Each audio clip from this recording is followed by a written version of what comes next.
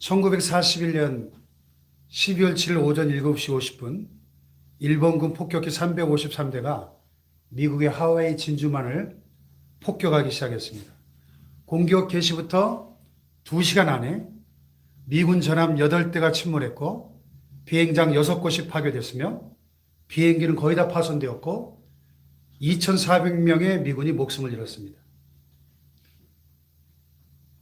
일본 입장에서는 사상 최고로 성공한 기습작전이었죠. 그때까지 세계 2차 대전을 관망만 하던 미국이 이 사건을 계기로 2차 세계대전에 참전하게 되죠.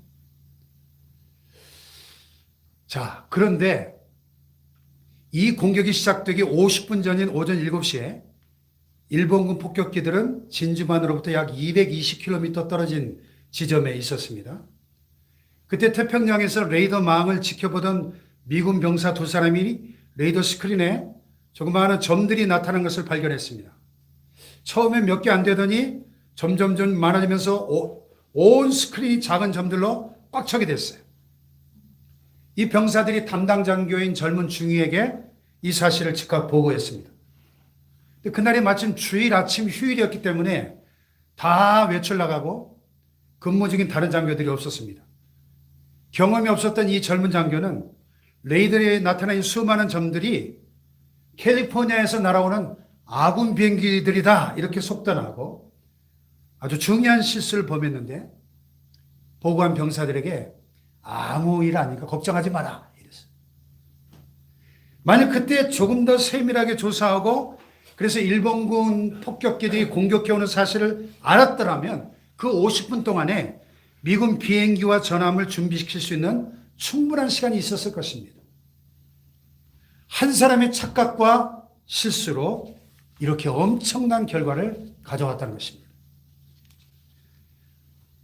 한 번의 착각과 실수가 한 개인의 운명을 말할 것도 없거니와 세계의 역사도 바꿔놓는다는 것이죠. 한순간의 선택과 결정은 단지 그것으로 끝나는 것이 아니고 그 한순간의 선택과 결정이 때에 따라서는 영원한 운명을 좌우한다는 것입니다.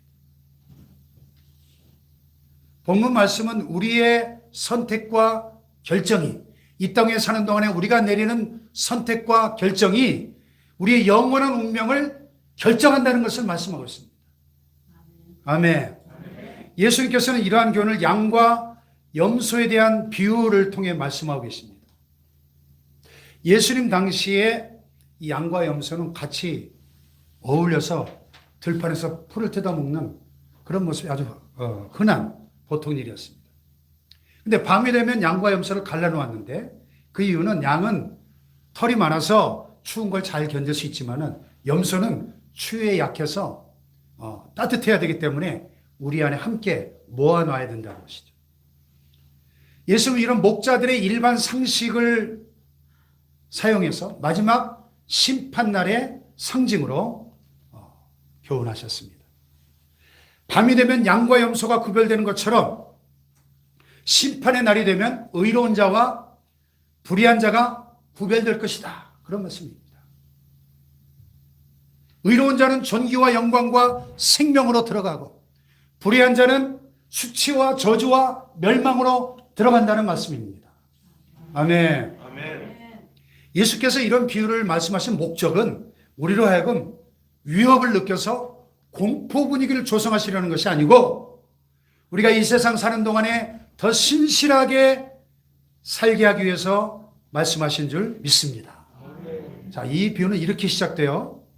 본문 31절로 33절 한번 같이 읽어볼까요? 시작. 인자가 자기 영광으로 모든 천사와 함께 올 때에 자기 영광의 보좌에 앉으리니 모든 민족을 그 앞에 모으고 각각 구분하기를 목자가 양과 염소를 구분하는 것 같이 하여 양은 그 오른편에 염소는 왼편에 두리라.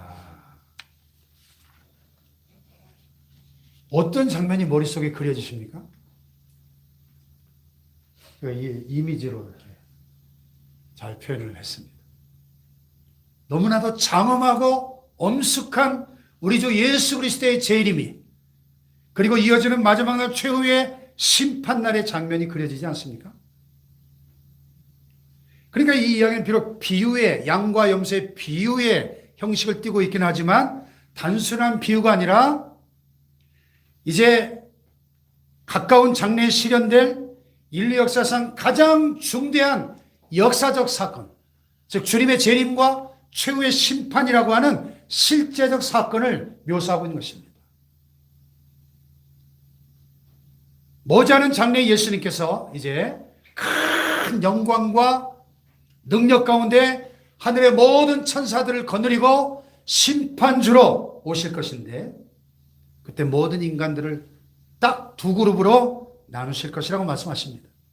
한 그룹은 양들이고 다른 한 그룹은 염소들이라는 것입니다. 과연 인류 역사는 지금 종말을 향해서 숨가쁘게 치닫고 있습니다. 미래를 연구하는 학자들도 예수를 안 믿는 과학자들도 이구동성으로 지구의 종말을 알리는 종말시계, 종말시계가 현재 밤 12시 5분 전이다 이렇게 말합니다. 요즘은 그것도 아니고 12시 1분 전이다 이렇게 얘기하더라고요.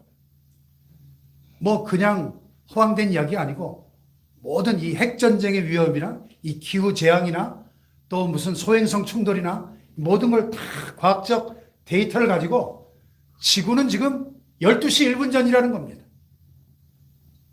머지않아 인류의 종말이 올 것입니다. 그런데 오늘 예수님의 말씀에 따르면 그 종말은 예수 그리스도의 재림과 더불어 즉 주님이 다시 오시는 그 재림의 사건을 통해서 오는 것이고 그때 두 그룹으로 구별된 사람들 가운데 양의 그룹에 속한 오른편 사람들은 영원한 생명으로 들어갈 것이지만 염소의 그룹에 속한 왼편 사람들은 영원한 불로 즉 지옥의 영원한 형벌로 들어갈 것이다 이렇게 말씀하십니다. 아멘. 오늘 우리가 너무나 잘 알고 있는 이 말씀이 예수 믿는 우리에게 주는 놀라운 충격이 있어요. 나 이미 다 알아. 그 얘기 양과하면서 비유 알지. 이런 선입견과 교만을 내려놓고 우리가 이 시간 겸손하게 주님의 음성에 귀를 기울인다면 참으로 충격을 받지 않을 수 없습니다. 최후의 심판이 행해지는 그날에 주님은 여러분이 어떤 교파에 속했었는지 어떤 교리를 믿고 있었는지 묻지 않으신다는 거예요. 여러분이 얼마나 기도를 많이 했고 얼마나 심오한 성령 체험을 했고 신비한 은사를 받았는지 묻지 않으신다는 거예요. 그날 주님께서 여러분에게 얼마나 큰 일을 했고 얼마나 대단한 업적을 이루었고 또 어떤 직분을 받았고 어떤 위치에 있었는지 묻지 않으실 것이라는 말씀입니다. 우리 주님의 입에서 친히 나온 오늘 이 비유의 말씀에 따르자면 마지막 심판의 날 그 자리에서 주님은 딱 한 가지만 질문하신다. 한 가지만. 다만 한 사람에 대한 태도만 묻는다는 것입니다. 우리 삶의 여정에서 만난 이름도 없는 여기 내 형제 중에 지극히 작은 자 하나에게 어떤 태도를 보였느냐 하는 것입니다. 거기에 따라서 우리 영원한 운명이 결정되고 있습니다. 충격적이지 않나요? 별로 충격들 안 받으시는 것 같은데. 여러분, 우리 영원한 운명, 즉 구원을 결정하는 것이 큰 곳에 있지 않고 먼 곳에 있지 않다는 것입니다. 우리의 가장 가까운 곳, 우리 주변에 있는 지극히 보잘것없어 보이는 그 작은 이웃들에게 내가 긍휼을 베풀었느냐 그렇지 않았느냐 여기에 달려있다는 사실입니다. 아멘 합시다. 아멘. 여기까지 얘기를 쭉 듣다 보면 여러분 마음속에 당장 떠오르는 질문이 하나 있죠? 우리가 상투적으로 묻는 질문입니다. 아니 영생과 영벌을 결정하는 것은 예수 믿고 안 믿고의 신앙 문제 아닌가요? 예수 믿는 자는 천국, 믿지 않는 자는 지옥 가는 거 아니었나요? 그러나 오늘 말씀에서 분명히 예수님은 너 나를 믿었니? 라고 전혀 묻지 않으십니다. 그러면 예수님이 잘못된 것인가? 아니면 하나님의 말씀이 성경이 앞뒤가 안 맞는 모순된 책인가?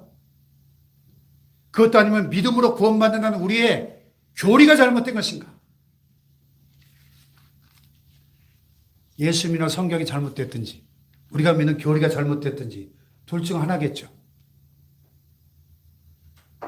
물론 요한복음 3장 16절에 우리가 너무나 잘 아는 말씀에 하나님이 세상을 이처럼 사랑하사 독생자를 주셨으니 이는 그를 믿는 자마다 멸망치 않고 영생을 얻게 하려 하십니다. 우리의 믿음의 교리대로 예수님이 말씀하셨어요. 또 사람이 마음으로 믿어 의에 이르고 입으로 시인하여 구원에 이르느니라 로마서에 위대한 선언도 있죠. 그렇다면 여기서 우리가 예수님을 믿는다는 것이 과연 무엇을 의미하는지 다시 한번 생각해 볼 필요가 있어요. 예수님을 믿는다는 것이 과연 뭔가? 예수님을 믿는다는 것과 지극히 작은 자 하나에게 긍휼을 베푸는 이 두 가지가 과연 상호 모순되는 것인가 하는 것입니다. 예수님을 믿는다는 것은 이 두 가지를 조화시켜 보면요. 예수님을 믿는다는 것은 지극히 작은 자 하나를 돌아볼 수 있는 눈을 갖는 것이다. 이렇게 말할 수 있는 것이죠. 아멘. 실제 그렇지 않나요? 우리가 예수 그리스도의 그 십자가를 통해서 엄청난 속죄와 구원의 은혜를 맛본 사람이라고 한다면 고통받는 이웃의 아픔을 외면할 수 있겠는가 하는 것입니다. 만약 이웃의 아픔을 무시한다면 그는 자기가 진짜 예수를 제대로 믿고 있는지 다시 한번 점검해 볼 필요가 있어요.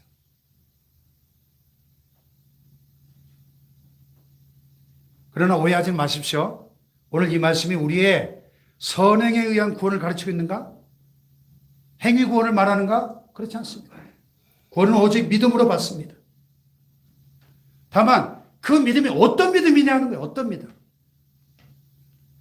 믿음의 내용과 열매를 묻고 계신 거예요. 믿음의 내용과 열매. 아멘. 우리가 예수를 믿는다고 하는데 과연 그 믿음이 어떤 믿음이냐? 과연 그 믿음이 구원 얻는 참 믿음인가? 그렇지 않은가? 그런 문제죠. 그러면 구원 얻는 참 믿음이란 어떤 믿음인가 하는 것입니다. 구원 얻는 참 믿음은 행함과 사랑으로 드러나는 살아있는 믿음이다. 그런 말씀입니다. 아멘 합시다. 아멘. 따라해 볼까요? 구원 얻는 참 믿음은 행함과 사랑으로 드러나는 살아있는 믿음이다. 아멘. 이 점에 대해서 야고보 사도가 분명히 말씀했죠. 야고보서 2장 14절 다 같이 시작. 내 형제들아 만일 사람이 믿음이 있노라 하고 행함이 없으면 무슨 유익이 있으리요? 그 믿음이 능히 자기를 구원하겠느냐? 만일 형제나 자매가 헐벗고 일용할 양식이 없는데 너희 중에 누구든지 그에게 이르되 평안히 가라 덥게 하라 배부르게 하라 하며 그 몸에 쓸 것을 주지 아니하면 무슨 유익이 있으리요? 이와 같이 행함이 없는 믿음은 그 자체가 죽은 것이야. 아멘. 아멘. 오늘 여러분의 믿음은 어떤 믿음입니까? 혹시 말뿐이고 행함이 없는 죽은 믿음은 아닙니까? 행함이 없는 죽은 믿음이 과연 우리를 구원할 수 있겠는가? 야고보는 반문하고 있습니다. 행함과 선행이 있는 살아있는 믿음을 갖게 되시기를 축복합니다. 아멘. 옆에 분과 하이파이브 합니다. 살아있는 믿음을 가집시다. 살아있는 믿음을 가집시다. 할렐루야. 아멘. 살아있는 믿음은 반드시 행함과 사랑과 선행이 따르게 되어 있다는 거예요. 아멘. 아멘. 믿음이 뿌리라고 한다면 그 열매는 이웃 사랑입니다. 예수님께서 마태복음 7장에 산상수훈에서 이런 말씀하셨죠. 같이 한번 읽어볼까요? 시작. 그의 열매로 그들을 알지니 가시나무에서 포도를 또는 엉겅퀴에서 무화과를 따겠느냐? 이와 같이 좋은 나무마다 아름다운 열매를 맺고 못된 나무가 나쁜 열매를 맺나니 좋은 나무가 나쁜 열매를 맺을 수 없고 못된 나무가 아름다운 열매를 맺을 수 없느니라. 아멘. 아멘. 그러니까 지극히 작은 자 하나를 사랑하는 열매가 맺히지 않는다면 그것은 믿음의 뿌리도 엉터리라는 겁니다. 가짜 믿음, 죽은 믿음, 구원 얻지 못하는 믿음이라는 거예요. 지난주에 우리가 달란트 비유를 통해서 성령의 9가지 열매 가운데 몇 번째 열매였죠? 7번째 열매인 충성의 열매가 얼마나 중요한가. 이 충성의 열매를 맺히는 것이 마지막 우리 인생을 결산하는 그 심판의 자리에서 얼마나 중요한 문제인가를 말씀드렸습니다. 자, 그런데 이 성령의 9가지 열매 중에 첫 번째 열매는 뭐였죠? 첫 번째 열매가 뭐예요? 사랑의 열매입니다. 사랑의.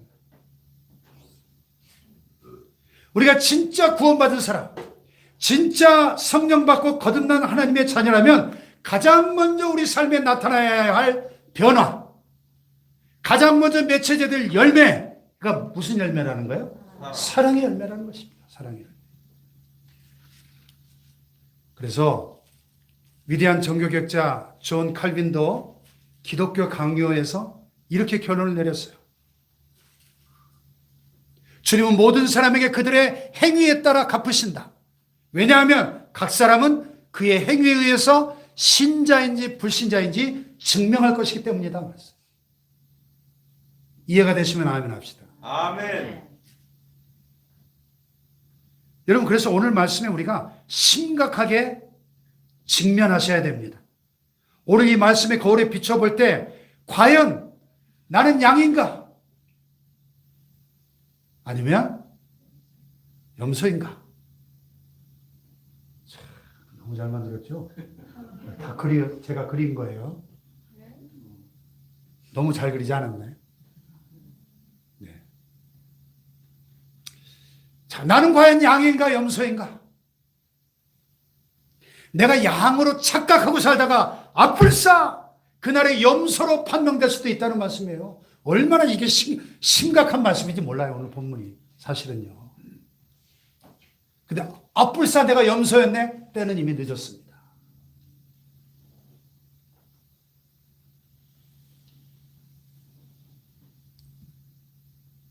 주님은 분명하게 경고하셨어요. 마태복음 7장 21절에.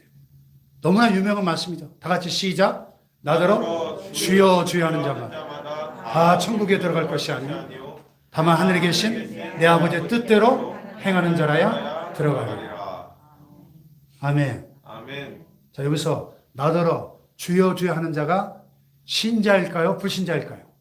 신자죠. 신자니까 주여 주여 할 거 아니에요. 그래, 이 말씀은 불신자들에게 주시는 말씀이 아니라 이미 믿는다고는 신자들을 향한 경고의 말씀이에요. 주여 주여 한다고 다 천국 가냐? 하늘에 계신 하나님 아버지의 뜻대로 행하는 자라에 들어가리라. 아멘. 아멘. 믿음과 행함이 별개가 아니라는 거예요. 행함이 있는 믿음, 순종이 따르는 믿음. 아멘. 아멘.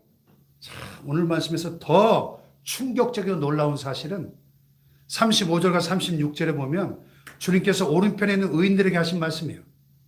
자, 오른편의 양들에게 주님 뭐라 그랬어요? 다 같이 시작.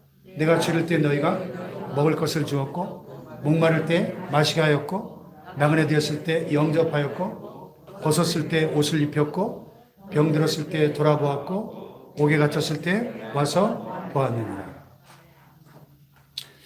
그랬더니 의인들이 뭐라고 반문했죠? 아니 주님, 우리가 언제 주님께서 줄이신 것을 보고 음식을 대접하였으며 목마르신 것을 보고 마시게 하였고 어느 때 나그네 되신 것을 보고 영접하였으며 헐벗으신 것을 보고 옷을 입혔습니까? 언제 우리가 병드신 것이나 옥에 갇히신 것을 보고 가서 배웠나요? 이때 주님이 뭐라고 말씀하세요? 40절 시작. 내가 진실로 너에게 이르노니 너희가 여기 내 형제 중에 지극히 작은 자 하나에게 한 것이 곧 내게 한 것이니라 하시고. 아멘. 이 말씀이 좀 여러분에게 오늘 충격으로 다가올 수 있기를 바라요. 너희가 여기 내 형제 중에 지극히 작은 자 하나에게 한 것이 곧 내게 한 것이니라. 아멘. 아멘. 아멘. 주님은 우리 가운데 지극히 작은 자의 모습으로 나타나신다는 것입니다. 그 지극히 작은 자에게 행한 것이 그러므로 곧 주님께 행한 것이라는 말씀입니다. 참으로 놀라운 말씀 아닙니까? 이 말씀에 따르자면 오늘날에도 예수님은 우리 곁에서 발견할 수 있다는 것입니다. 예수님은 지극히 작은 자의 모습으로 우리 곁에 와 계신다는 것입니다. 그래서 초대교회의 유명한 교부였던 터툴리안이나 알렉산드리아 클레멘트 같은 분들이 이렇게 얘기했어요. 너희가 도움이 필요한 형제들을 볼 때 그것은 곧 주님을 보는 것이다. 아멘. 아멘.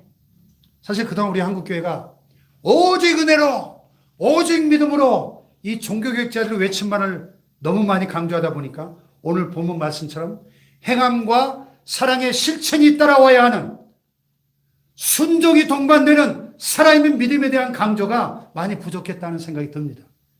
저 자신부터.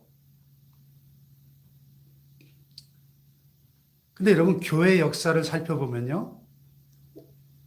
이 오늘 본문 말씀보다 교회사에서 수많은 성도들과 성자들에게 충격과 감동을 주었던 구절도 없는 것 같아요. 그래서 이런 성자들과 성인들의 청담을 몇 가지만 나눠보면 성 마틴 교회, 이 독일에 또 프랑스, 또 체코슬로바키아 이런 유럽의 나라들에 가보면 이 성 마틴 기념교회가 있습니다. 주 4세기 성인으로 불렸던 성 마틴을 기념하는 교회인데 이 성 마틴은 젊은 시절에 군인이었습니다. 주 337년에 어느 추운 겨울날 프랑스 아미행에서 근무할 때 거의 벌거벗은 채 구걸하는 그 거지를 보게 됩니다. 너무 불쌍해서 도와주고 싶은데 가진 것이 없어서 가진 것이라고는 입고 있던 옷과 칼밖에 없었습니다. 그래서 그는 칼을 뽑아서 자기 망토를 두 쪽으로 잘라서 한쪽을 그 거지에게 주었습니다. 그날 밤 마틴은 잠을 자다가 꿈속에서 예수님을 보게 됩니다. 근데 예수님이 자기가 거지에게 줬던 그 반쪽짜리 망토를 걸치고 계신 거예요. 마틴이 꿈에 보니까 예수님께서 천사들과 대화하면서 이 망토 마틴이 나한테 준 거야. 예수님이 천사들한테 그러더라는 거예요. 그 체험 후에 마틴이 큰 감동을 받고 군복을 벗고 수도사의 길을 걷게 됩니다. 그리고 일평생을 오늘 본문 말씀에 나오는 지극히 작은 자, 가난하고 헐벗고 불쌍한 이웃들에게 선행을 베푸는 삶을 살다가 성자의 반열에까지 오르게 된 거예요. 그래서 지금도 유럽에 가면 해마다 11월 11일이 되면 우리 결혼기념일인데 성 마틴을 기념하는 등불 행진을 한대요.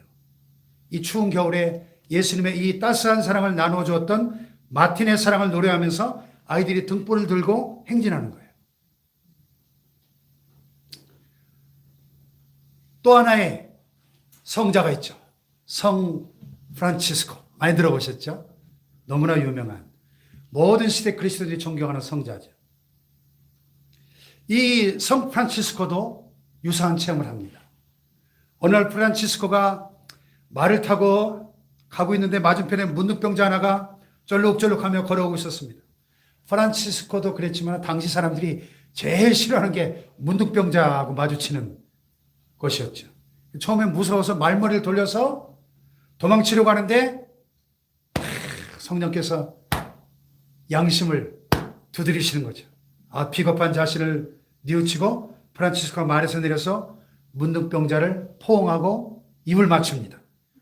그 순간 이 문둥병자의 얼굴이 예수님의 얼굴로 싹 변하는 거예요. 놀라운 체험이죠. 네. 그래서 성 프란치스코의 잔 꽃송이라는 책에 보면 이 프란치스코가 냄새나고 전염성이 위험 있는 그 문둥병자의 몸을 자기 손으로 일일이 씻어주는 장면이 나옵니다. 이 성 프란치스코에게는 문둥병자가 아니라 예수님으로 보이는 거예요. 여수 애양원에 가면 우리 한국에도 이런 성자가 계셨어요. 예? 손양호 목사님 기념관에 가보면 딱 현관문 들어가면 정면에 큰 그림이 하나 나오는데, 나 평생 나병 환자를 위해 사역하셨던 손영원 목사님이 이 나병 환자의 발의 고름을 입으로 빨고 있는 그림이에요. 그 발의 고름을 손으로 짜면 아프니까 아프지 않게 입으로 나병 환자의 고름을 빨고 있는 그 그림이 크게 딱 걸려 있습니다. 얼마나 위대한 성자인가요? 러시아의 위대한 문호 톨스토이도 오늘 본문 말씀 읽고 큰 감동을 받은 사람 중에 하나죠. 그래서 그가 쓴 작품에는 가난한 사람들 이야기가 많이 나와요.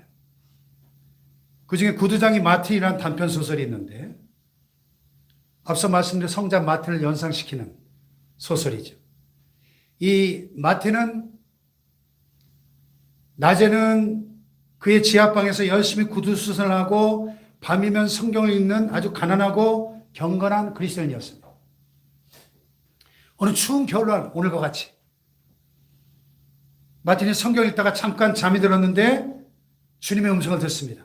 마틴아, 내가 내일 너를 찾아가겠다. 그래서 다음날 마틴은 아주 설레는 마음으로 주님을 기다립니다. 열심히 막 집안 구석구석 청소도 하고 수프도 끓이고 막 준비를 합니다. 그리고 이제 그날도 열심히 구두수선을 하고 있는데 그 지하방 유일하게 나는 창문 밖으로 보니까 한 늙고 가난한 청소부가 추위에 떨면서 거리를 쓸고 있는 거예요. 그래서 불쌍해서 그를 자기 지하방으로 데려와서 몸을 따뜻하게 녹이게 하고 따뜻한 차를 대접합니다. 청소부가 돌아간 후에 이번엔 창밖을 보니까 아기를 안고 추위에 떨고 있는 한 여인을 발견했습니다. 그래서 그녀를 데려와가지고 따뜻한 수프를 대접하고 자기의 낡은 외투를 가지고 그 아기와 엄마를 감싸주었습니다. 우유값도 좀 줬습니다. 여인이 따라간 후에 갑자기 이웃에서 악을 쓰는 소리가 들려왔습니다. 나가보니까 작은 소년 하나가 배고픔을 이기지 못해가지고 사과 하나를 훔치다 들킨 것을 보고 가게 할머니가 막 무섭게 다그치는 소리였습니다. 마틴이 조용히 다가가 할머니에게 말했어요. 이 사과가 훔쳤다고 애를 이렇게 심하게 벌을 주면 우리가 지은 죄는 도대체 얼마나 큰 벌을 받아야 할까요?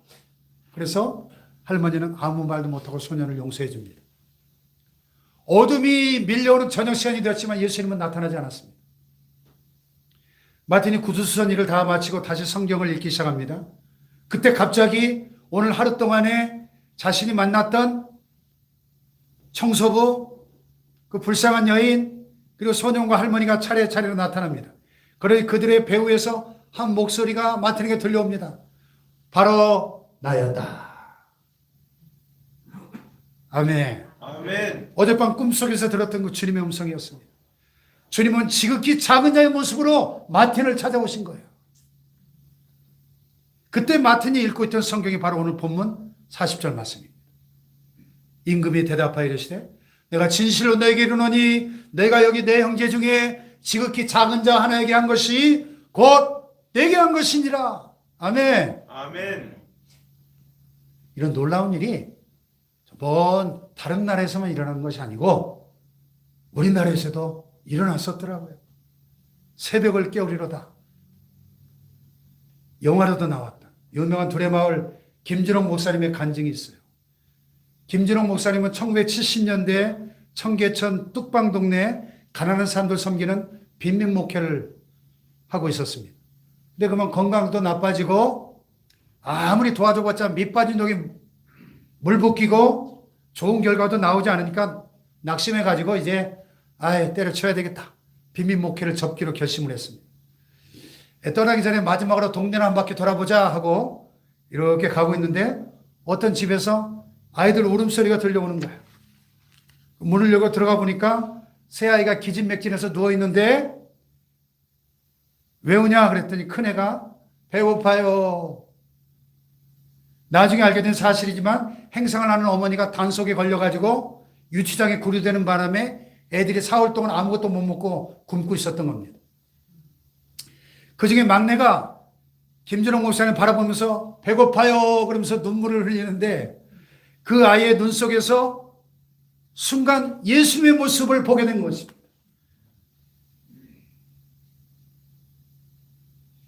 그 황무지가 장미꽃같이 난 이분의 그 자서전에 보면 그 순간을 이렇게 기록하고 있습니다. 그때 3살 배기 막내가 손등으로 눈물을 훔치면서 계속 엄마를 부르고 있는 모습이 눈에 들어왔다.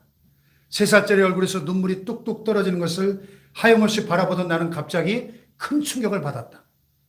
평생토록 잊을 수 없는 충격이었다. 눈물을 흘리고 있는 어린아이의 얼굴에 예수님의 모습이 나타났던 것이다. 불과 2, 3초였지만은 분명히 예수님 얼굴이 그 아이의 얼굴에 포개져 나타나 나를 깊은 눈으로 바라보시다가 사라지는 것이었다. 예수님의 눈과 내 눈이 마주치는 그 짧은 순간에 나는 가슴이 뜨거워지고 눈물이 왈칵 쏟아졌다.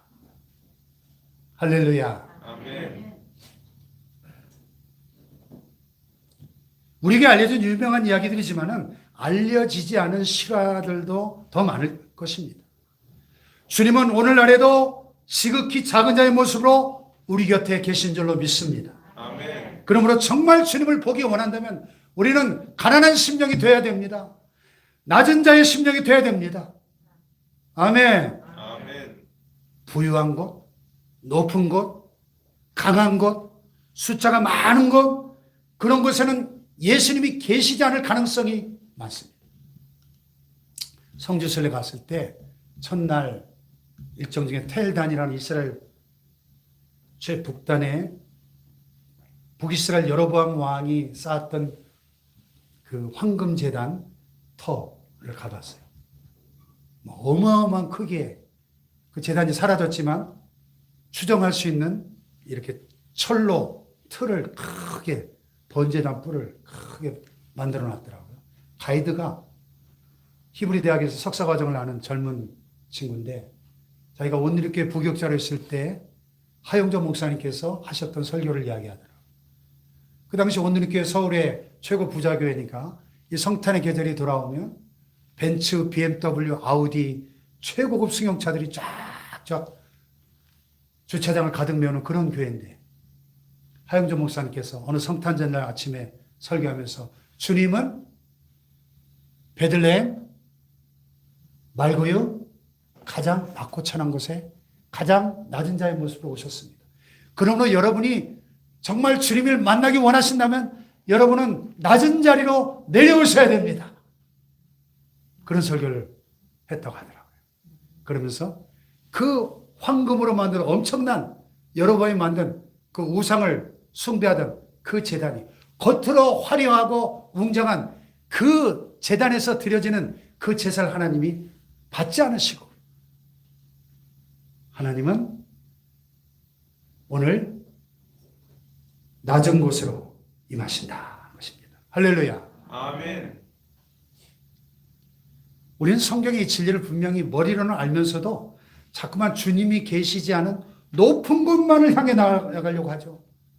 그래서 오늘 한국교회의 모습을 보면 육신적으로는 물질적으로는 날로 부해지지만은 영혼은 피폐해져 가고 나날이 메말라져 가는 안타까운 모습을 보게 됩니다. 할렐루야.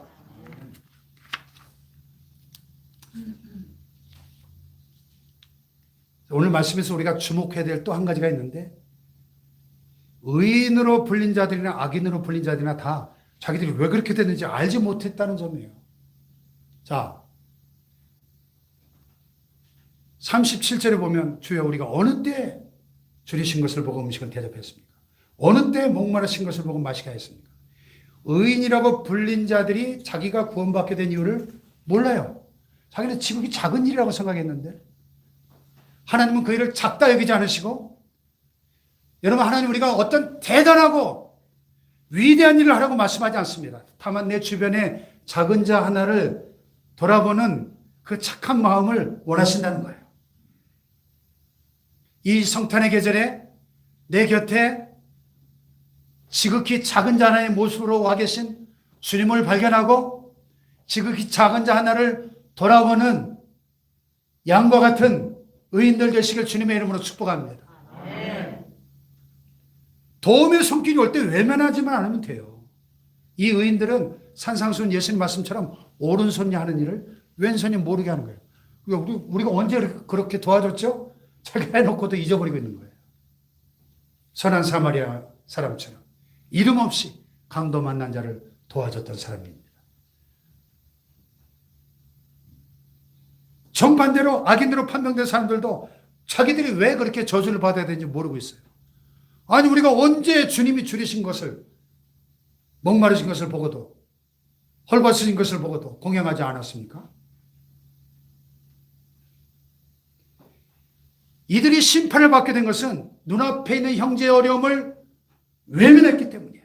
그게 그렇게 큰 잘못이 될 것이라고는 상상도 못했을 것입니다. 뭐 그렇게 작은 자를 돕는 건 사소한 일이다 생각하면서 큰 일만을 꿈꿨을지도 모르겠습니다. 그러나 주님은 언제나 우리에게 우리 눈앞에 있는 작은 자, 연약한 자, 보잘것없는 한 사람에게 충실할 것을 요구하신다는 것입니다. 아멘 합시다. 아멘. 또 주목할 것은 이 염소들이, 이 지옥에 떨어진 자들이 악을 행해서 영벌을 받은 것이 아니었다는 거예요. 악을 행해서가 아니라 적극적으로 선을 행하지 않았기 때문에 저주를 받았다는 것입니다. 내가 죄만 짓지 않으면 된다, 이런 소극적인 태도로 살아서는 주님의 심판을 피할 수 없다는 겁니다. 지난주에 우리가 달란트 비해서 한 달란트 받은 자가 왜 바깥으로 어두운 데로 쫓겨났죠? 주님께 받은 달란트를 땅에 묻어뒀어요.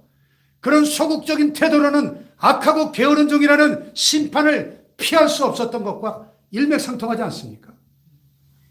사실 우리에게 하나님 주신 것이 많잖아요. 우리를 구원해 주셨죠.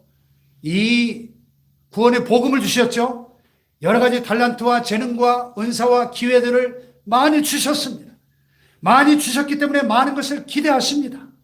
근데 기대했던 열매가 전혀 맺혀지지 않고 한 달란트 받은 자처럼 땅에 묻어두고 있다면 주님은 크게 실망하실 것입니다.